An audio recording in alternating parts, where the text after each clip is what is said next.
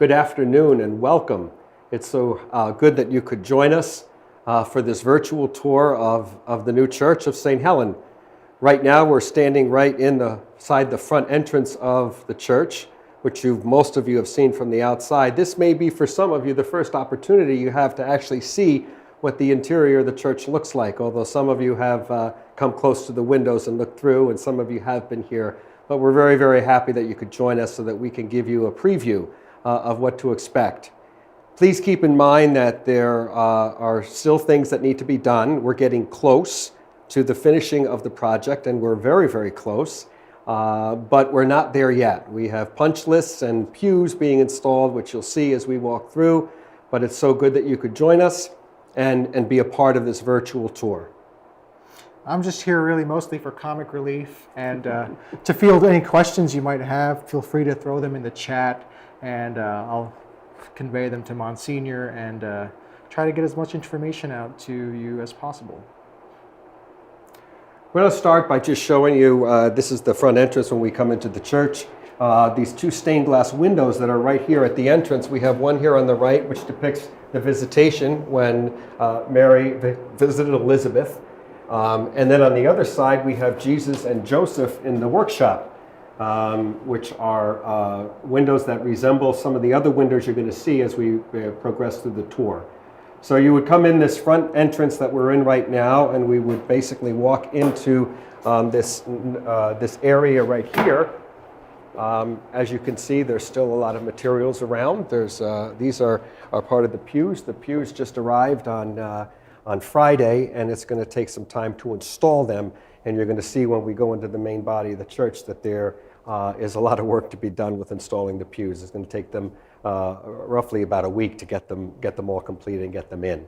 So we see right here this large open area that is meant for gathering of people to be together or used for other uses. Also, when this pandemic is over and we have more people coming, we can also use this space for additional seating if that should be needed.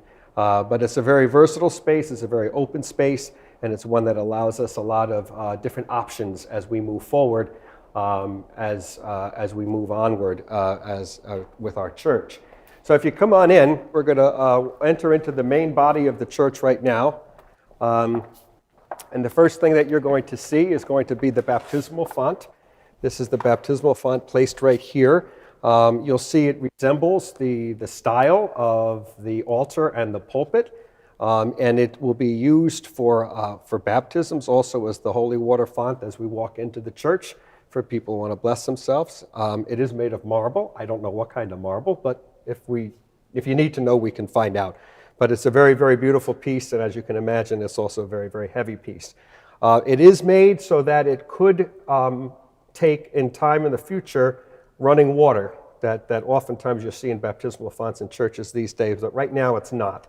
There will be a bowl that will be placed inside of this baptismal font, and we will remove the sign that says don't sit on the pews until they're installed, and this will be one of the first things in the Mass of dedication that will be blessed, the baptismal font itself and the water in it.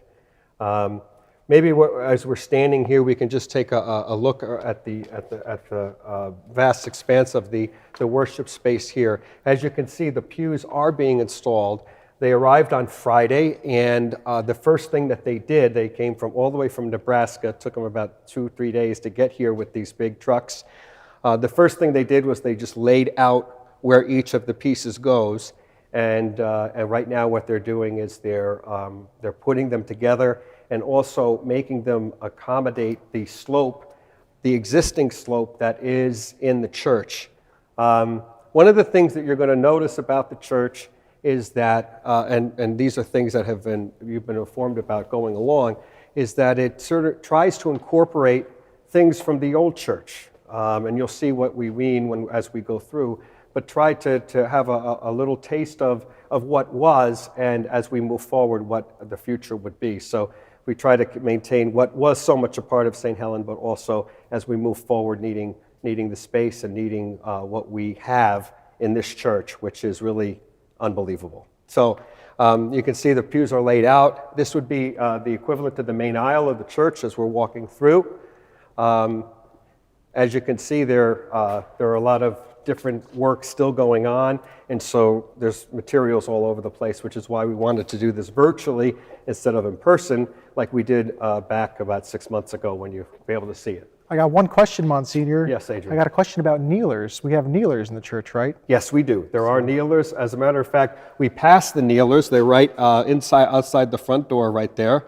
And those are all, not all the kneelers, they are some of the kneelers, but they're all kneelers that will be connected to these pews as well. So yes, there are kneelers. And I actually got another question about the choir, so I guess I could answer that. Okay. Somebody asked if the choir is going to be upstairs. Well, there is no upstairs.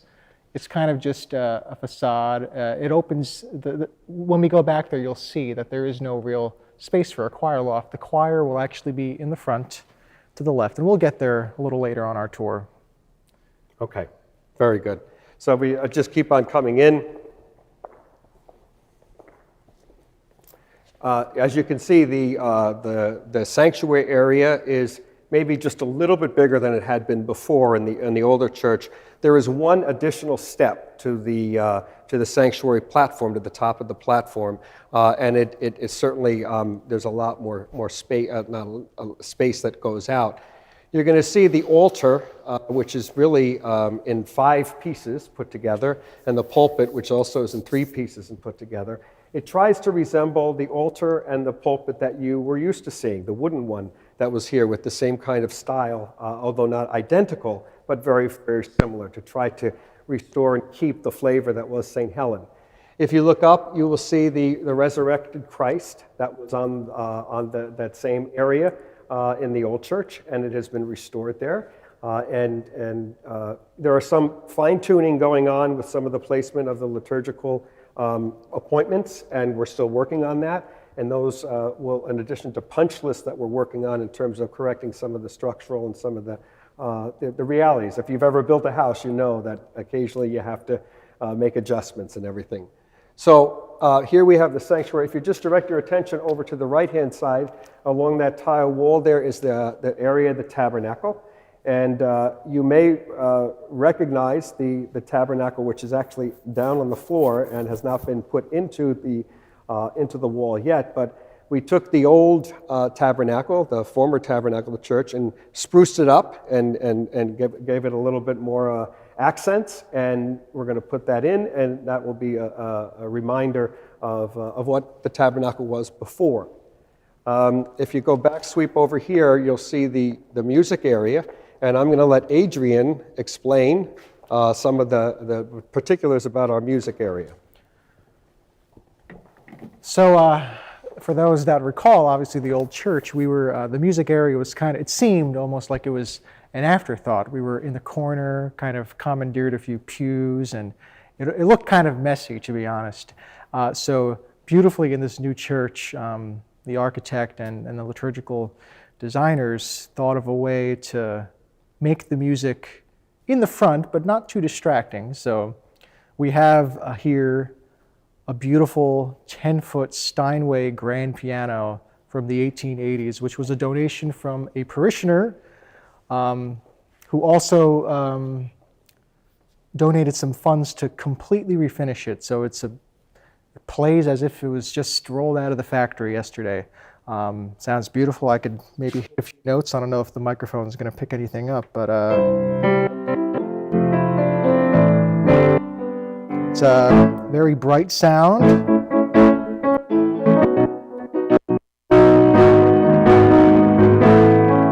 So that's going to be, I'm very excited about that, as I played mostly an electronic keyboard for the past 3 years. You recognize this thing, the organ, which if you've been coming to St. Helen for the past 3 years, you haven't heard. Well, this is the same organ that was installed a few years ago in the old church. And if you remember, it was somewhere in the front near the Baptismal Font, like I guess here. And then it was moved to the back. And now it again is moved to the front. And at St. Helen, we rarely get to hear the organ since we do mostly contemporary music. But I do look forward to playing this monster of an instrument very soon, you know. Still sounds great, and there's extra speakers to completely fill up the space, so I'm very excited about that.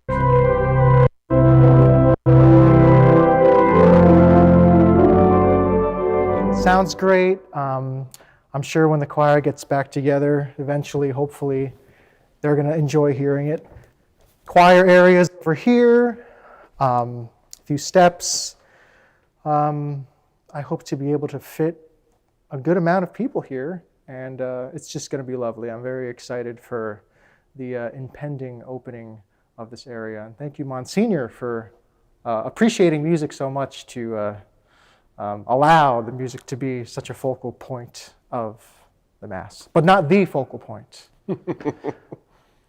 All right, now maybe we could move back to the center part so we can point out a couple more things that are part of the church that you will be used to. One of the things that we're going to talk about a little bit later, but we're going to continue to update you, is we have incorporated the most up-to-date technology has been included in this church, and that means in terms of audio, visual, and technology to a large degree. Over in that area over there, there's actually going to be a booth or a platform that is going to sustain all of the electronics. Maybe you've seen them even in Meany Hall. We've had that table in the back. It will be able to make a very, very neat appearance of all the material, of all the technology, all the units, all the pieces that are going to be there, and that will be over there in that corner over there. If you look back over here on these walls that are right here to the side of the chapel, you'll also see projectors. That's going to be our screens. Those walls are actually screens that will be able to sustain a projection of an image, as we are so used to here at St. Helen, and those will be so much even bigger than what we were used to.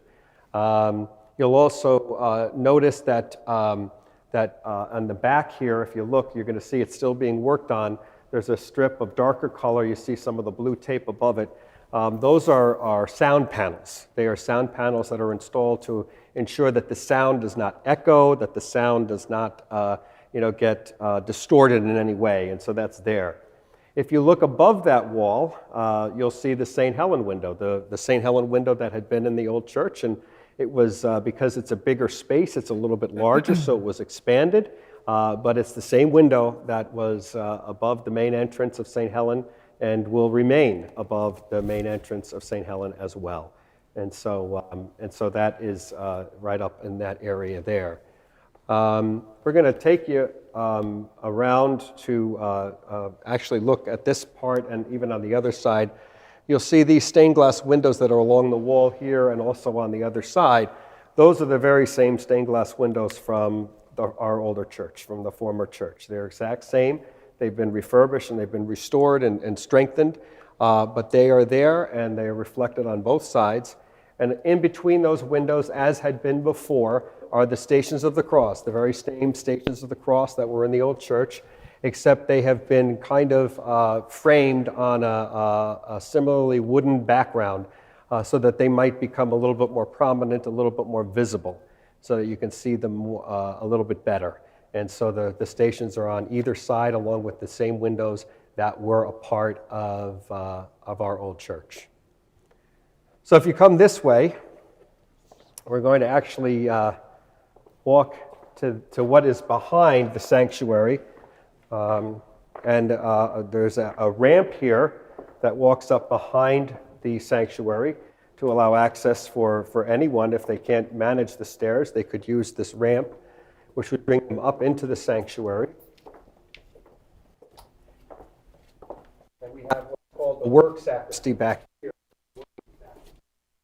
It's a very spacious area, provides a lot of storage and provides a lot of space for anything that might need to be done to prepare for the liturgy. Store extra.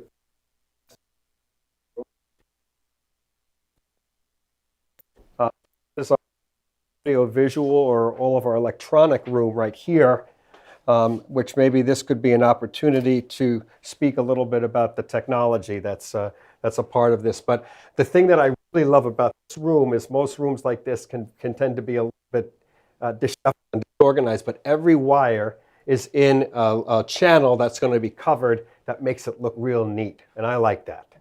But we have the units here, and Adrian is going to just us in on some of the technology that will be available in the church. I'll give you a quick Spark Notes version, and if you have more questions, you could ask Matt Boyle, our guru. But really, out of really almost a double-edged sword, but a blessing, COVID really jump-started this plan to really pour some manpower and some investment into technology in the church world. Specifically, we have a brand new opportunity with this new church. So we were able to change some of our original plans, which pretty much were pretty rudimentary with room to grow in the future. We kind of just jump-started them. So full capabilities to live stream, not only to the internet, to YouTube and Facebook, but to anybody on campus. So for example, once COVID restrictions lift a little bit and we can have some overflow seating for our larger holidays in the chapel or meeting hall, we can stream whatever's going on in the church into those rooms, audio, video, beautifully. Once you talk a little bit about the sound booth. So whenever we're streaming a Mass and whenever Mass is going on live, the screen operators and the media people will actually be in the back coordinating all the sound from the back to make sure it sounds the best it could possibly be. Pretty much we are on the road, probably not on the road, but the most state-of-the-art Catholic parish in the Archdiocese of Newark, perhaps the state of New Jersey. So it's kind of a blessing that COVID dragged things on, because we were able to throw some more technology into the mix to better serve not just our parishioners, but outside of the St. Helen community.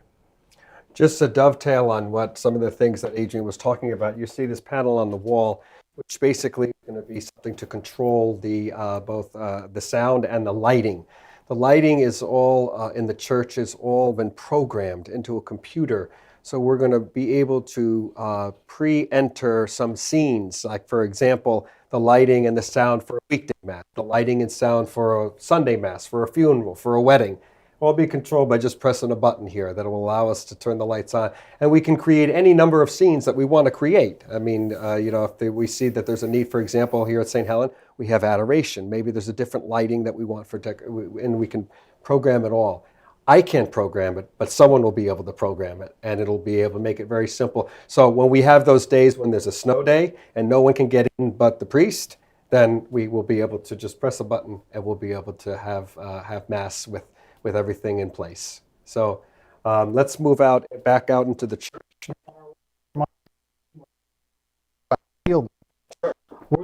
The candles to light around the altar. I think we could show. I think it's perfect. Right where we are right now, you're going to see right here, we have the candle stands that will be used both here in the church and in the chapel, which you're going to see in a little while.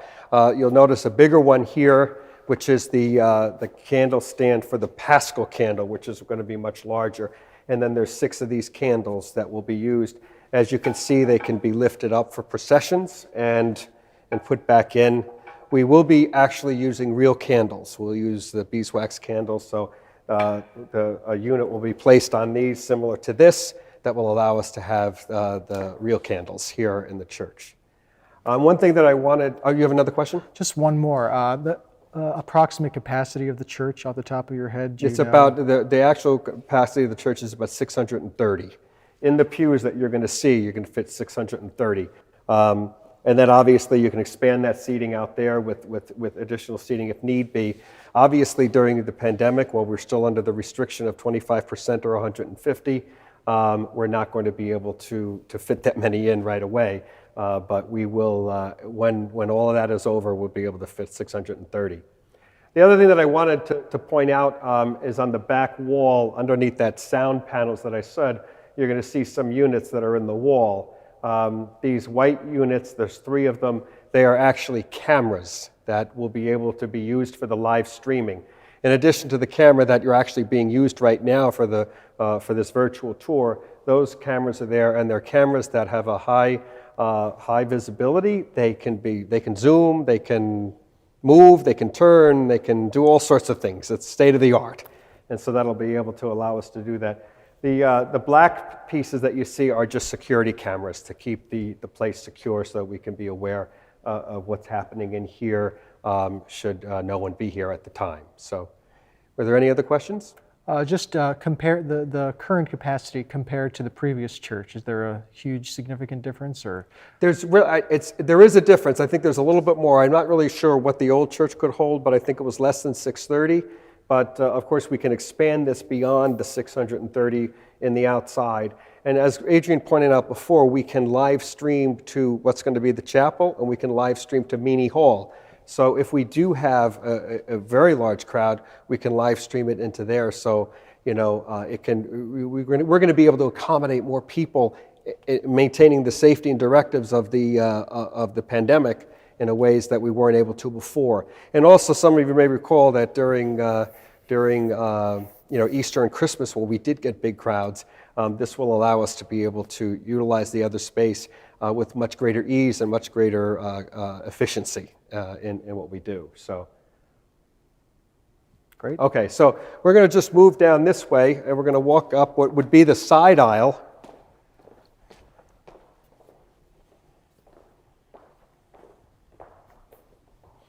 And I just want to point out the new windows. You've often heard us, not often, at least once before, you heard us reference the windows of the corporal works of mercy and the spiritual works of mercy.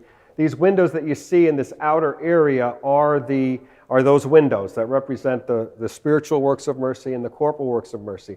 We actually list and identify what those works of mercy are, and basically a saint or a holy man or woman is associated with that particular corporal work of mercy to put us into contact with a concrete example of the living out of that reality. And so we'll see that these resemble the same pattern. They're in the same pattern as the windows that you saw at the entrance of the church, and this will be able to show you as we walk through this entrance area the different windows that we have here. So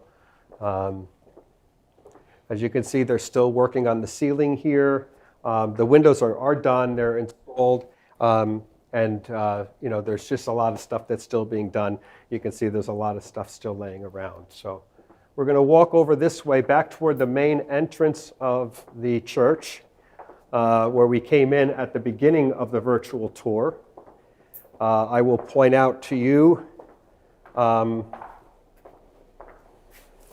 kneelers that will go into the church, that they're cushioned, and as are the seats of the pews, cushioned with this beautiful blue fabric. Somebody asked if they were hydraulic, as in they catch themselves so they don't make a loud bang. Yeah, they're going to be, yeah. So, it's going to be, even with the technology, it's going to be state-of-art kneelers that we're going to be able to be quiet. Okay. We continue past the main entrance, and you see some of the larger windows.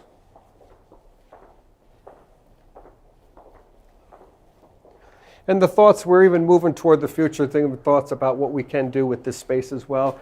It has been talked about putting maybe like a kind of an information booth here that would be able to inform parishioners of what's happening in the church, what's happening moving on, and answer any questions that they may have about anything. There will be a donor wall in which we give acknowledgement to the people who donated this wall. It will be an acknowledgement of those who donated for the old church and one for this church as well, so that we acknowledge all of them. And it's just, you've made all of this possible.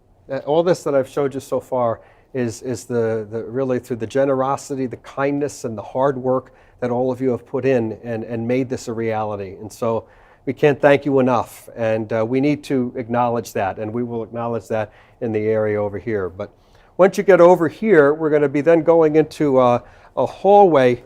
You may recall in the old church there was a breezeway between the parish center, or Burke Hall, and the church. Well, we're in that breezeway right now, where basically it's all enclosed.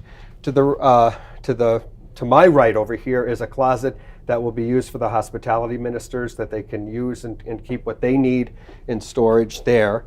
And if you come in here, this is going to be the main sacristy of the church. And again, you can see that there's a lot of storage, cabinetry, drawers. If you actually come in here, you can see that there's plenty of closet space for vestments that need to be done. There is a separate bathroom here that is that is that can be used. You see these statues of Mary and Joseph. You may recall that in the former church, they were in the back on the wall. These are going to be put in niches in the chapel, which I'll show you as soon as we go into what is going to be the chapel. But this is a very, very spacious area.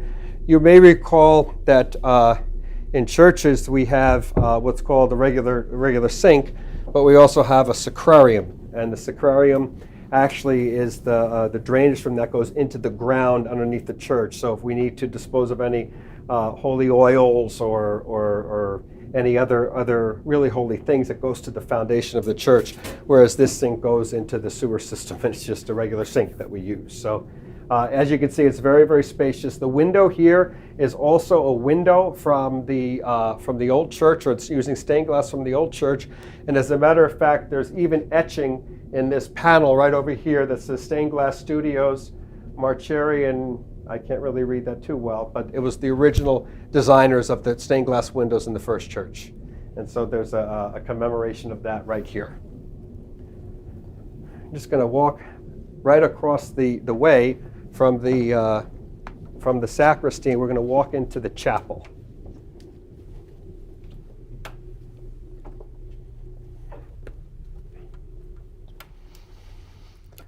So this chapel is basically one that is not going to be filled with pews as much as it's going to be filled with chairs. They're going to be chairs, individual chairs that link together and hold together with kneelers that are going to be in here. We'll be able to fit about 98 to 100 people in this chapel, believe it or not. And again, it is equipped in the exact same way that the church is equipped. There's a projector here, there's a camera there, and there's right over the entrance, not the entrance, the wall there is a screen that would come down. So we could use this space for weekday masses. We could use this space for children's liturgy of the word. We could use it for any number of things. It really is, and use it for daily mass once the pandemic is over. You'll notice something very familiar behind the main wall, and that's the wall that was in our church, and it's now preserved here in a very, very real way, in a special way, for the tradition that is part and how important that was in the life of this church. The crucifix you see is a new crucifix that was made for this space, and it will be. It's in the process. It's obviously not hung yet, but we have it. Over on the far side, there is still a very big, large closet for again storage. So there's plenty of storage, and if you look to the left of the closet, there's a niche there. It is, you might not be able to tell now, but it is kind of oval. And there's one on this other side as well, and that's where the Mary and Joseph statues will go. They'll go in there. Over here to this side, we have our confessionals. There's two confessionals, right here and right here, and we will be able to obviously use them for the sacrament of reconciliation. Anything else that you can think of for this space? I just got a few questions that rolled in about handicapped seating, handicap accessibility. I don't know if many of you got to see, but the altar is handicap accessible. It's a ramp leads you. Yeah, all we the way remember we around. walked up the ramp behind, which is handicap accessible. I'm sure there was a plan for handicap seating. Yes, I believe yes, there is. And Until the pews are installed and fully installed, we're not going to. I don't really know where they will be, but there will be accommodation for handicap seating. somebody also asked about assisted listening devices, which is actually interesting because we are looking into that possibility. So hearing impaired parishioners or visitors can check in at the booth and get special headphones or tune into a frequency that will allow them to hear the music, the homily, the mass easier. So we are working on that. And this, the doors over here to the right of the closet that I was pointing out, those are the doors that lead into the parish center, right up to the front desk of the parish center. So you'll have access back and forth from both those areas there. And this is also something that could be used also for smaller funerals. That could be here. It's a more intimate space. Again, once the pandemic is over and where the restrictions are lifted. But we look forward to using this space as much as we can moving forward. Do we have any other questions? Where will the altar servers suit up and throw their albs on? Yeah, the altar servers, you'll recall we were in the back part behind the sanctuary. There's what we call the working sacristy. At the current time, it is planned that the altar servers will vest down there behind it, and they will then be able to have access to the appointments that are needed to prepare for the liturgy. If that seems to be cumbersome and not working out well, they could actually vest right over here, and we could keep their vestments there. But for the time being, right now, the altar servers will vest in the working sacristy, which is in the back. And I think we missed a very important part of the tour, which is the restrooms. Somebody just asked about those. Ah, the restrooms. Well, you want it? You got it. We're going to show you the restrooms. Some of you may be used to the restroom that was in the old church. I'm just going to stop right here and just point out this window. You'll see out this window, I don't know if you can see it, is the cross that was on the other side of the breezeway. And this is an entrance and an exit that can be used. And this closet over here is for storage as well.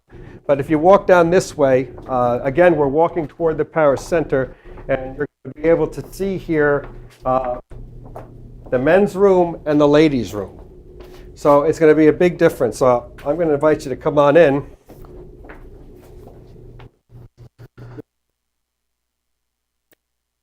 Stalls,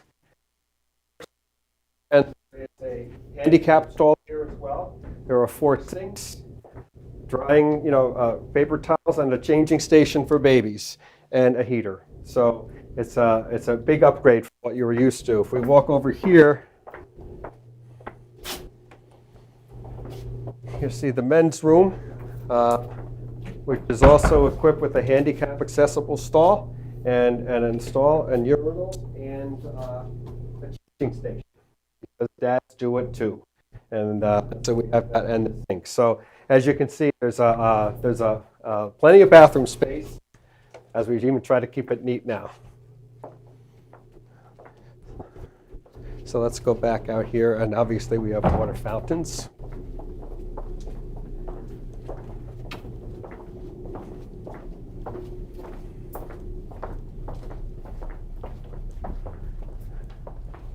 So, Adrian, do we have any more questions, or any more questions that you have for us? I'd be remiss if I didn't at least ask this one question, because about 50 people have asked it. Okay. Do we have a date in mind at all? A date in mind. I'm going to tell you right now that we are getting very, very close. And I would say within the next week, we will have a definitive date for when we're opening, actually opening the church. As I said, at the current time, there are many, many punch lists that are being worked on, one of which is the ceiling here, which you can see is hardly finished, and it still takes a long time working. They're still caulking around the foundation of the floor, and there are many other things to do. And then we're going to need some time to learn and utilize the technology, but I'm going to say that we will have a date by probably next week at this time, that we will definitely be able to know whether or not we're there. I'm just hesitant to announce the date, only because it's just the degree of uncertainty is now minimizing, and we should know very, very soon. And I assure you, as soon as we know, you will be informed and you will be the first to know. I think that's any questions that we weren't able to answer, you could feel free to email. I think the building at St. Helen email address is still open, right, for any building related questions, so you could throw any other ones out, and we look forward to showing it to you very soon in person. There is one other thing that just as in by way of closing, there are still a number of possibilities for people who still want to donate or contribute some appointments to the church. For example, an altar in the chapel, a pulpit in the chapel, some liturgical appointments, incense, boat, holy water fonts, candle stands, and the like. We have a booklet again that would be able to be used if any one of you are interested and did not have the opportunity to make a gift or to make a donation or to memorialize something in our church. That opportunity is still available for you. Just let me know. You can call the rectory, call the church. You can email me or whatever it may be, and we can get you that information in case you would want to and didn't have the opportunity to memorialize something in honor of somebody in your family, or however you want to memorialize it. So that being said, I want to thank you for joining us. I hope we were able to at least give you a good flavor and a good preview of what's going to be happening here. I can't tell you how much we appreciate your patience during this time. I know it's been a long time, and it's taken some time, and certainly I could blame the pandemic and quarantines and everything like that, and certainly that was part of the delay. But we have been working very, very hard with the assistance of many different people to move this project forward and to get it done.